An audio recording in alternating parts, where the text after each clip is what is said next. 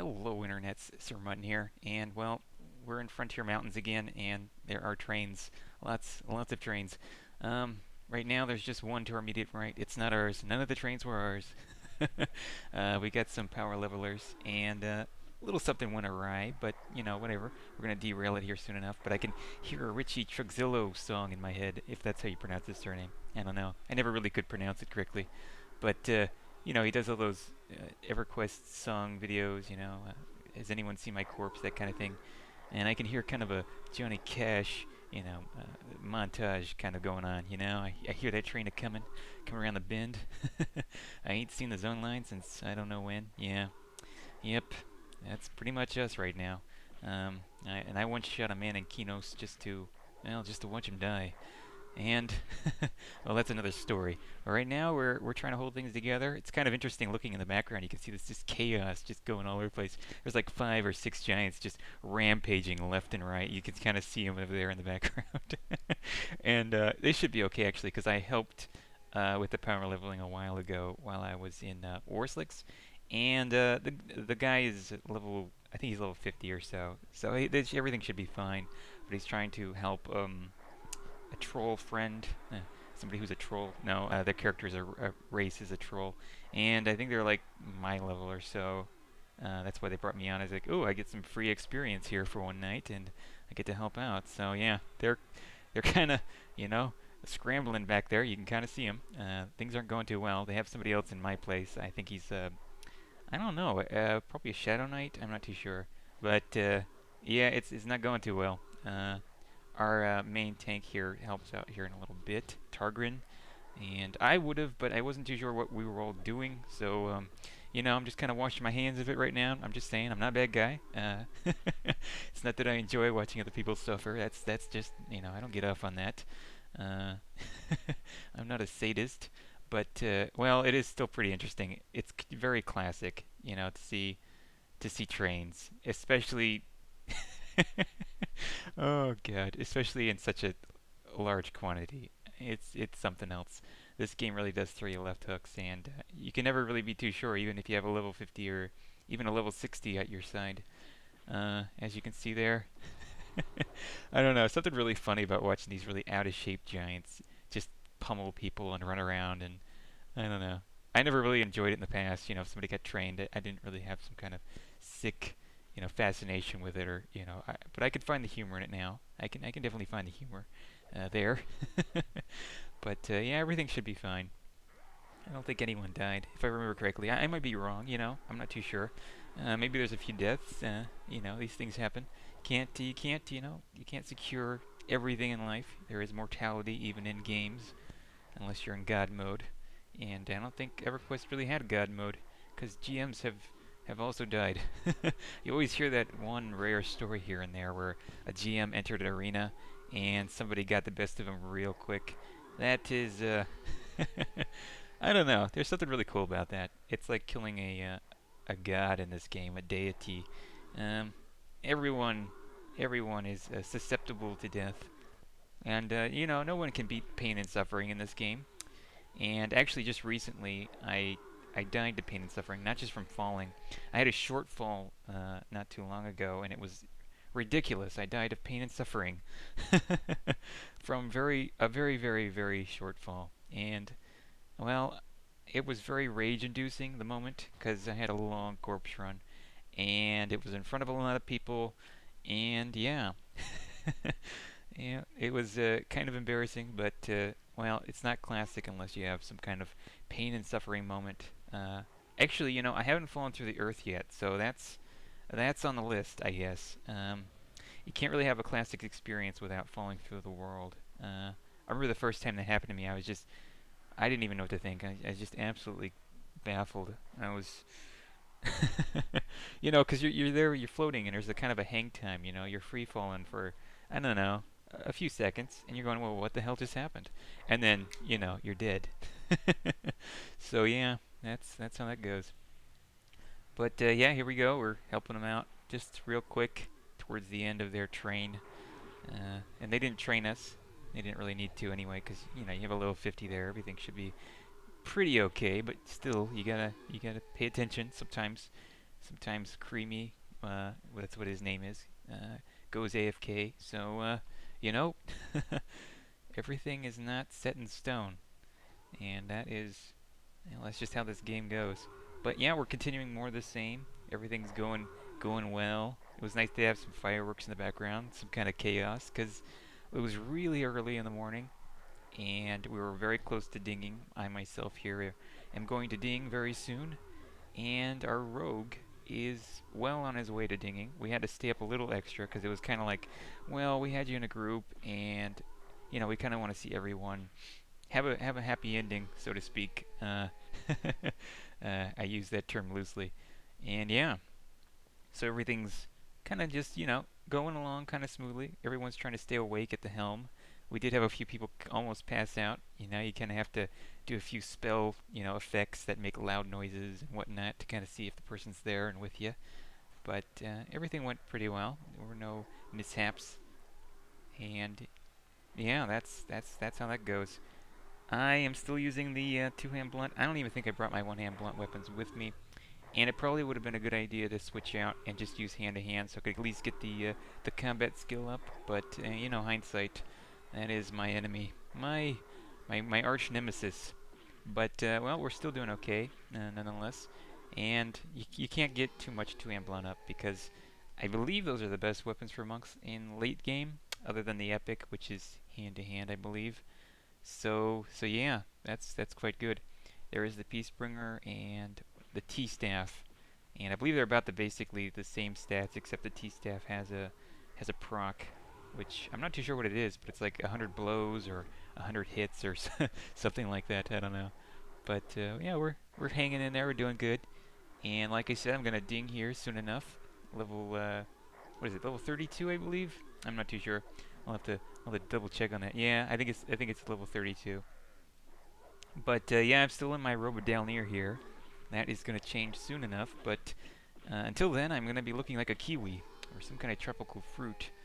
And well, it's not the best fitting robe out there. I think there are nicer ones. But you know, what are you going to do? There's not very many options. So especially ones within my price range. And I do want to look like a Jedi Knight because I'm nerdy like that. And and yeah, that's just how I roll. And actually, it's kind of funny because with robes, um, people have a propensity of just automatically assuming that you're a caster, especially if you have a staff in hand or whatnot. And they'll proceed to go ahead and cast clarity on you, breeze, what have you, and it's kind of embarrassing because you're supposed to say thank you. That's the polite thing to do. You say your thank you, you know, and then they say welcome. Um, but it's an awkward moment because you don't need it. But I go ahead and I say thank you anyway. Hey, thank you, sir. And I carry on my merry way and proceed to click off the buff so I can make room for more buffs. But I don't know. It's kind of a funny thing, you know. But what are you gonna do? I was trying to do that earlier because I had my cleric, my gnome cleric, and there are a few. I think there's like one or two, maybe even three robes that clerics can wear, and I'm forgetting the names of them, and I don't even know if I'll link them. But if you play Everquest, you should know. There's three robes, and one of them the gnomes can wear. So I went ahead and donned that. I threw that little robe on, and I got some kind of other doohickeys that made him look like a caster. And I just put on a slash roleplay or slash anonymous, and voila! Now I can solo without anyone giving me any trouble. Um, or I don't know what. I don't really know what the point of that would be, because clerics aren't really pestered too much. They're not like druids. Druids get the worst of it. Or if you're a halfling, it's hilarious. If you're a halfling, it doesn't matter what class you are. It doesn't matter if you're in full plate mail. Someone is going to ask you for so, and it's going to happen quite often. And you're not going to be able to stop it. It's not going to end. And that's just par for the course when you're going to roll a halfling. I think human druids get the least of it. If you're a human druid and you throw on a fungi robe, a robe of the living fungus, I believe it's called, then you can kind of avoid a lot of those tells. and or you just throw on some leather and they think you're a monk. So yeah, little pro tip there. I got that from someone else. Although I will not be doing a druid, as I find them a little too convenient for me. I don't know. There's a lot at my disposal, and I just kind of get confused. Kind of like with shamans. Shamans would be almost ideal because I like playing clerics, but they have really low solo ability. I mean, you can do it, and I've seen it done very well, but it takes a lot of work. You got to figure certain things out, and well, I just don't have that kind of patience. So yeah, just be doing the melee for now. But yeah, shamans are very cool. I like them. I like the whole makeup of them. But when it comes to actually playing them, there's a lot of casting. There's a lot of spells, and I just like having things set. I almost think that a hybrid would be ideal because you only have a certain amount of spells, and you don't have to upgrade them too much, and you focus on melee. I'm not too sure. They don't really have great soloing ability though. Hmm. Yeah, it's possible. You can do it. Anything's possible in this game for the most part. Uh, but yeah, we're still just coasting along here, and it's actually kind of interesting because we had all these kind of conversations while fighting, and I have a hard time keeping up with the conversations. I don't know half these people do it because I'm just trying to focus on actually being competent in the melee department, and but yeah, different kinds of conversations, and one of them came up was one of the topics was about people that play from bed, or I forget the terminology for it, but basically what it is that there are these people who play video games and used to play Everquest as well, and I even think on this server there are a few. And what they do is everything is centered around the actual game, and so even their sleep and their eating patterns and whatnot. So they actually have timers for when certain mobs spawn and whatnot set in real life, and they'll go to bed or they'll go do something, and everything is kind of synchronized with this mob spawn or these mob spawns. If they do multiples, I'm not too sure. So they eat, sleep, drink, and their life revolves around virtual reality, and that is baffling to me. I'm completely nonplussed. I don't even know what to think because I was unaware of this. I hadn't even imagined it. Uh, I don't know what do they do for money. I guess farm. I don't know. You can't really farm stuff in this game because it's an emulated server, so there's no real money in it. And yeah, I'm baffled. And, what do you say to that? I mean, I'm not judging. You do what you want to do. It's your molecules. I certainly play way too much of this game as it is, but wow, yeah, I'm too much of a light sleeper, and I don't know, irritable, and I just couldn't do it. I don't think I could treat a game like a job or like a career, or I don't know. I don't know how to that would actually be. Maybe it's more like a lifestyle, you know. It's one of those things, I guess. But yeah, life is interesting. There's all sorts of different ways of life out there, I guess, and well, some of them are about as surprising as ever. I never would have thought that people would do that. But then again, I never really understood or fathomed farming, and apparently people do that a lot, especially in certain foreign countries. And I know that was kind of prevalent in EverQuest way back when. I wasn't too up on it. I wasn't too aware of it, but it was there. It was kind of I don't know, kind of a side society, an under part society, a marginalized area that not necessarily was hush hush, but it was there, but you weren't really too conscious of it. It wasn't right there in the front. Like guild wars and GM events and uh, you know, European servers and all that stuff. All that was kind of, at the forefront. It was like, oh, here's all this. But, there's definitely people that farm and, also other kinds of players as well. I forget what they call that when you play from two computers. Is it boxing? Yeah, it's boxing. Yep. I remember seeing quite a bit of that too when I was what is I 13, 13 or so. So you have the person kind of stand up and they move around, and the other person sits down, and the other person stands up. It's funny, and you send a tell to them, and it just takes forever for them to reply. Those are the telltale signs of a boxer, two boxer. I don't know what they call it necessarily. It's been such a long time, but I don't think I could do that either. That's just a lot of multitasking. I have a hard enough time focusing, and if anyone has played with me, they know I have a hard enough time focusing on just, the one character. What, you're dying? Oh, I guess I should help. Um, at two keyboards, I guess you have one chair. You just kind of oscillate between the two, desktops. But my God, no, I could not do that. um, yeah, I'm not too sure on that one. That's something else. I mean, I can't really knock it because that does take some kind of skill. But on the same hand, it is it is technically cheating. So yeah, I frown upon that part of it. But wow, yeah, again, and that's dedication to gaming. I tell you what. I wonder if anyone's ever tried three computers. I don't think that's feasibly possible. Maybe it could happen. I don't know. You really it's almost like disabled players. If you ever seen some kind of clips of disabled players, they always manage to finagle things just so that they can still play and keep up with the rest of the players, and sometimes they even do a lot better. And that's enough to shock and awe and to show you human ingenuity right there. But to be playing two computers, yeah, that's almost handicapping yourself, I think.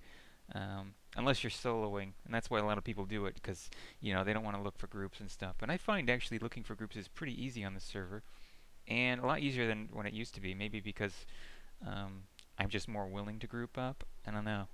Uh, Way back when, I wasn't necessarily too up on grouping because I was kind of, socially awkward. I was in that, puberty stage. I don't know if I should be talking about this, but we've all been there. And yeah, I don't know. You're trying to still figure out where you belong in the kind of, archetype area of life. The grouping situation.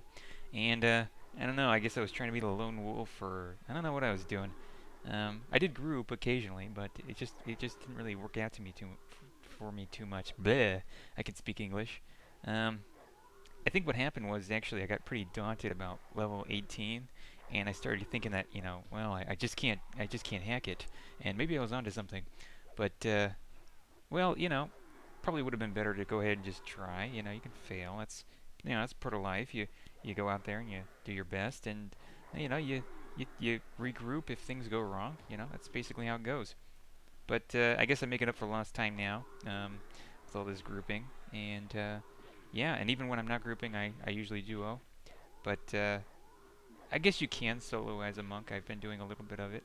It's not terribly efficient, but you know what? If you like having fun, you like going around and trying different things, certainly is well worth your time. And yep, there we go. That is the ding. My ding ding dong. My tra la la. Yes, I did. I did ding. And that was a lot of effort on a lot of people's parts. But undinging is not a good thing. It is just not allowed. So we got to keep going with the experience. And now we got to get another person to ding.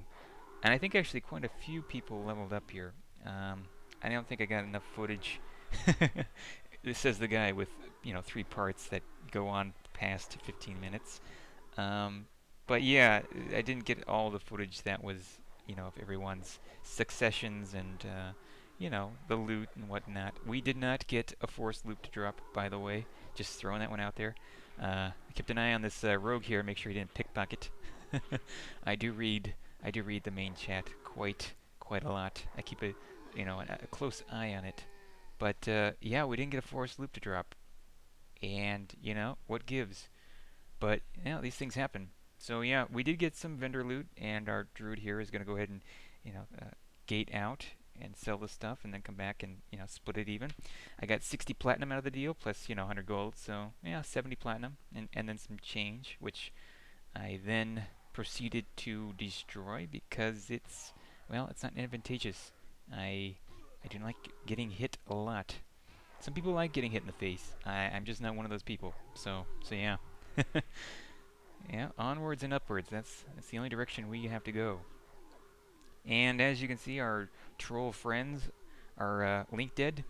A lot of people do that. They just slash quit, and their bodily forms stay there for I think it's like a minute or two, and they just disappear.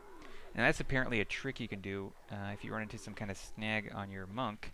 You can feign death and you can just slash quit, and then you'll be fine because you won't be just standing there idle if something's, if there's a train or whatnot. But you need to do it in a place that's actually pretty secure and safe. That way, when you log on again, you're not, totally foobar, so to speak. I don't think that would be a good idea. Just unless you're playing on your friend's account and you want to, have some fun and, totally make him hate his life for the next week.